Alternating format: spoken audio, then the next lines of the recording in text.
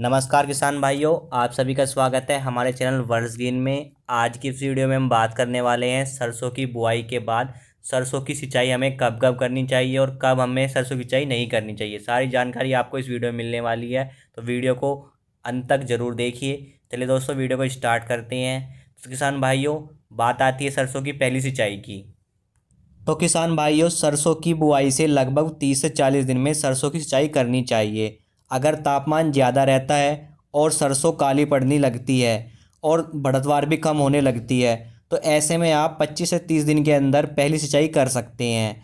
और इस सिंचाई के साथ आपको कौन कौन सी खाद देनी है वो भी मैं आपको बता देता हूँ।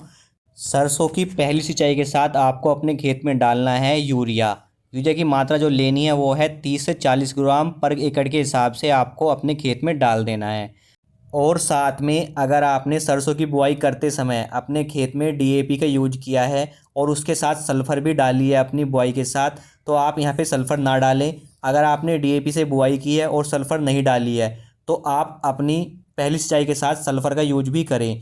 और यहाँ पे सल्फ़र की मात्रा कितनी लेनी है, वो लेनी है आपको 3 से 5 किलोग्राम ले सकते हैं पर एकड़ के हिसाब से आप सल्फ़र डाल दें पहली सिंचाई के साथ।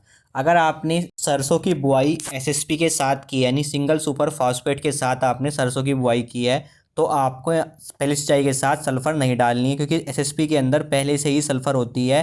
तो आपको अब सल्फ़र डालने की कोई ज़रूरत नहीं है। अगर आपने डीएपी से बुआई की है और सल्फ़र नहीं डाला है, तो आपको सल्फ़र अपनी पहली सिंचाई के साथ देनी है। वो मात्रा मैंने आपको बता दी, 3 से 5 किलोग्राम पर एकड़ हिसाब से आपको लेनी है। अब आपको मार्केट में सल्फ़र दो वैरायटी में मिल जाएंगी। एक तो आपकी दानादार वैरायटी में, दूसरी आपकी पाउडर फॉर्म में। तो दानेदार वैरायटी में जो सल्फ़र आती है वो आती है सल्फ़र बेंटोनाइट। इसकी जो 90% मात्रा होती है, इसकी आपको आप मार्केट में आराम से मिल जाएगा ये। इसकी मात्रा अगर आपको लेनी है तो कितनी लेनी है, 3 से 5 किलोग्राम पर एकड़ के हिसाब से आपको इसका छिड़काव कर देना है अपने खेत के अंदर। साथ में जो पाउडर फॉर्म में सल्फ़र आती है वो आती है सल्फ़र 90% WH और WG के नाम से आपको देखने को मिल जाएगी। इसका आपको अपनी सरसों की खेती के अंदर छिड़काव करना है। जब आपकी पहली सिंचाई हो रही हो तब आप इसका छिड़काव कर दीजिए। तो इसके लिए मात्रा क्या लेनी है, आपको लेनी है 500 से 700 ग्राम लेना है पाउडर फॉर्म में। प्रति एकड़ के हिसाब से आपको 150 से 200 लीटर पानी में मिलाकर इसका स्प्रे अपनी सरसों के पौधे पर कर दें। सरसों की खेती में आवश्यकता होने पर आपको दूसरी सिंचाई 75 से 80 दिन के बीच में कर देनी है।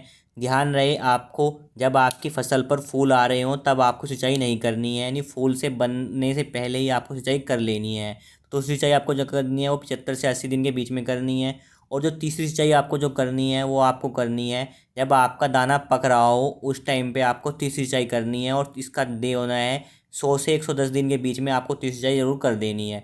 ये आपको काफ़ी लाभदायक होगी तीसरी सिंचाई। इसमें आपकी सिंचाई से क्या होगा, इससे आपका जो दाना होगा मोटा बनेगा, दाने में वजन होगा। तो इस तरीके से आप 3 सिंचाई कर सकते हैं। आप टोटल 4 सिंचाई करनी होती है सरसों की बुआई में। एक आपका सरसों बोने से पहले, दूसरी आपको 30 से 40 दिन के बाद, तीसरी आपको 70 से 80 दिन के बाद, चौथी आपको 100 से 110 दिन के बीच में।